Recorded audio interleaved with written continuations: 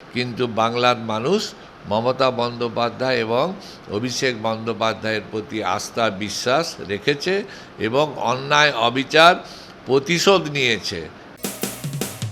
মানুষের পাশে মানুষের সাথে আমরা আছি এই বাংলাতে। আপনারা দেখছেন সংবাদ শিরোনাম। দেখলেন তো অনেক কিছু, এবার দেখুন নতুন কিছু।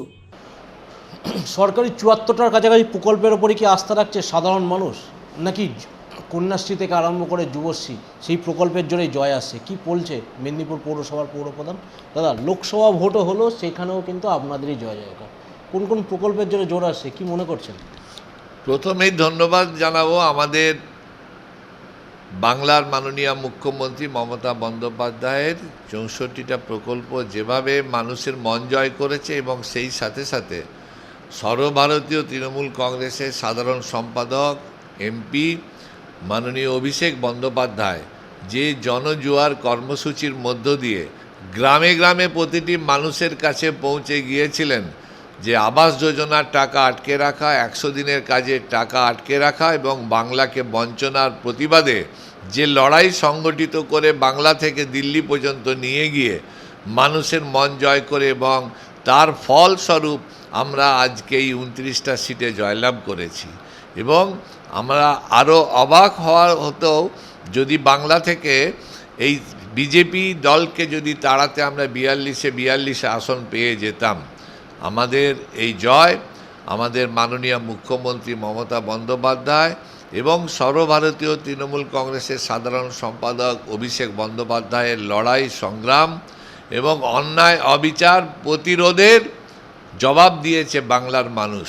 সেই জয় আজকে আমাদের সারা বাংলা জুড়ে ভারতবর্ষের কাছে ইন্ডিয়া জোটে যে মমতা বন্দ্যোপাধ্যায় যিনি নাম দিয়েছিলেন এবং যিনি এই লড়াইয়ে নেতৃত্ব দিচ্ছেন, যে বিজেপি হাঁটাও দেশ বাঁচাও, সেই লড়াইয়ে মানুষ তার প্রতি আস্থা এবং বিশ্বাস রেখেছেন। নেত্রী বারবার আওয়াজ দিয়েছিলেন যে বাংলা কারোর কাছে মতানত করবে না। অপরদিকে ঠিক ভোটের আগেই দেখলাম একাধিক কেন্দ্রীয় নেতৃত্ব সভা করলো, বাংলা একটা টার্গেটও বেঁধে দিল। সেই টার্গেট বিধানসভা নির্বাচনের মতো আপনাদের ক্ষেত্রে ফুলফিল হলো। বাংলার বাইরেও বিজেপির এবারে ধরাশায়ী অবস্থা, কি বলবেন?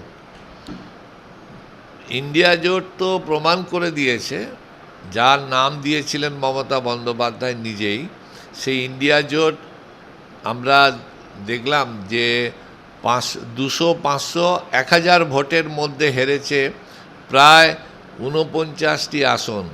সেই সিটগুলো যদি জিতত তাহলে আজকে বিজেপিকে খুঁজে পাওয়া যেত না, ইন্ডিয়া জোটেরই সরকার হতো। তো আমাদের নেতৃত্ব বলেছেন সামনের দিনে ইন্ডিয়া জোট এই সরকার গঠন করবে, সেই লক্ষ্যে সেটার দিনটাই শুধু অপেক্ষা করতে হচ্ছে। যে বাংলা চায়, বাংলা যেটা বলে, বাংলা যেটা করে দেখায়। বাংলা আজকে বিজেপির সর্বভারতীয় স্তরে সমস্ত নেতা নেত্রীরা এসে বাংলায় যেভাবে দখল করার চেষ্টা করেছিল, সিবিআই, ইডি, নির্বাচন কমিশন, কিন্তু বাংলার মানুষ মমতা বন্দ্যোপাধ্যায় এবং অভিষেক বন্দ্যোপাধ্যায়ের প্রতি আস্থা বিশ্বাস রেখেছে এবং অন্যায় অবিচার প্রতিশোধ নিয়েছে। এটাই হচ্ছে বাংলা। বাংলা যেটা ভাবে সেটা সামনের দিকে গোটা দেশ ভাবে। কেন্দ্রীয় বঞ্চনার বিরুদ্ধে আপনারা বারবার সরব হয়েছেন, আবার গতকাল মোদী শপথ নিল, সেই জায়গায় দাঁড়িয়ে বাংলায় কিন্তু আবার প্রতিমন্ত্রী পেল না, সেই পূর্ণমন্ত্রীর ওপরে আস্থা রাখতে হলো বাংলাকে। দিল্লি কখনো চায় না যে বাংলা তাদের নিজের পায়ে দাঁড়িয়ে নিজে শক্তিশালী হোক। সেই জায়গাটা বারবার প্রমাণিত হয়ে গেল যে বিজেপি যারা এখানকার নেতারা, তারা বারবার বলতো না যে আমাদের এক ফোনে বাংলার টাকা আটকে দেয়া হবে, ঠিক তাই করেছে। বাংলার নেতাদেরকে বিজেপির নেতৃত্বরা পাত্তা দেয় না। বাংলার মানুষের কাছে তারা শুধু ভোট নিতে আসে, ভোট হয়ে গেলেই আবার বাংলাকে ছুঁড়ে ফেলে দেয়। সেই জন্যই তো মমতা বন্দ্যোপাধ্যায়, অভিষেক বন্দ্যোপাধ্যায়ের লড়াই। বাংলাকে নিজের পায়ে দাঁড়াতে হবে, নিজের বাংলার যে তাদের প্রাপ্য টাকা, সেই টাকাগুলো দিতে হবে। তার জন্য তিনি আবার দৃঢ়ভাবে লড়াই সংগঠিত করছেন। বাংলা থেকে সেই লড়াই দিল্লি পর্যন্ত যাবে। আমাদের এই 29 জন সংসদ তারা লড়াই করবেন বাংলাকে বঞ্চনার প্রতিবাদে। 2024-এর লড়াই এখন থেকেই নেত্রী কিন্তু সুর বেঁধে দিয়েছে যে কীভাবে কাজকর্ম করতে হবে, কীভাবে জনসংযোগ, এই জনসংযোগ কি বারবার জয় এনে দিচ্ছে আপনাদের? অবশ্যই বাংলার নেত্রী এবং অভিষেক বন্দ্যোপাধ্যায়ের দুজনের সংগ্রাম লড়াই এবং সেই সাথে সাথে বাংলার মানুষ এবং বিশেষ করে আমাদের লক্ষ্মীর ভাণ্ডার, বিশেষ করে বাংলার এই যে আমাদের দিদির 64টা পরিকল্পনা আমাদের বাংলাকে এগিয়ে যেতে সাহায্য করেছে। আর বাংলায় যে জনজোয়ার মাধ্যমে গ্রামে গঞ্জে মানুষের কাছে পৌঁছে যাওয়া, সেই কর্মসূচিটাই আমাদের দলকে এই 29টা আসনে আমাদের পৌঁছে দিয়েছে। তার জন্যই তো আমাদের এই বিপুল জয়। পৌরসভা ভোটও হয়ে গেল, অনেকটা সময় গেল, কোন কোন কাজগুলোয় জোর দিলেন মেদিনীপুরে? আমরা সামগ্রিক প্রতিটি মানুষের পাশে দাঁড়িয়ে শহরাঞ্চলে যে কাজগুলো খুবই প্রয়োজন, নিকাশি ব্যবস্থা, জল, আলো, আবাস যোজনা এবং প্রতিদিন মানুষের যে দৈনন্দিন পরিষেবা দেওয়া, আমরা সেই পরিষেবাটার উপর দিয়ে লক্ষ্য করেছি। এবং বিশেষ করে যারা স্বাস্থ্য পরিষেবার ক্ষেত্রে আমাদের অনেক বেশি জোর দেওয়া হয়েছে। আমাদের বাংলার মাননীয় মুখ্যমন্ত্রী মেদিনীপুর মেডিকেল কলেজ হাসপাতালে যেটা ক্যাথ ল্যাব চালু করে দিয়েছেন, বিনা পয়সায় অন্তত প্রতিদিন 10 থেকে 12,000 মানুষ চিকিৎসা ব্যবস্থা পান। এবং আমাদের মেদিনীপুর শহরে 5টা হেলথ সেন্টার করা হয়েছে, যাতে স্বাস্থ্য পরিষেবাটা একদম বাড়ি বাড়ি পৌঁছে দিতে পেরেছি। এবং সেই সাথে সাথে আমরা হাউস টু হাউস যে আবর্জনা কালেকশন, সেটা আমরা শুরু করে দিয়েছি। 100% আবর্জনা আমরা পরিষ্কার করি, শহরকে 3 বার আমরা ঝাড়ু দিয়ে পরিষ্কার করি।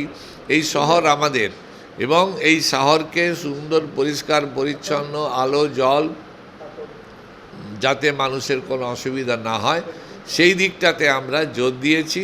স্বাস্থ্য পরিষেবার ক্ষেত্রে আমরা সেই জায়গাগুলোই আমরা প্রতিটি 25 জন কাউন্সিলরই, আমাদের দলের 21 জন কাউন্সিলর, তারা নিষ্ঠার সাথে সততার সাথে আমাদের মানুষের পরিষেবা দিয়ে চলছেন।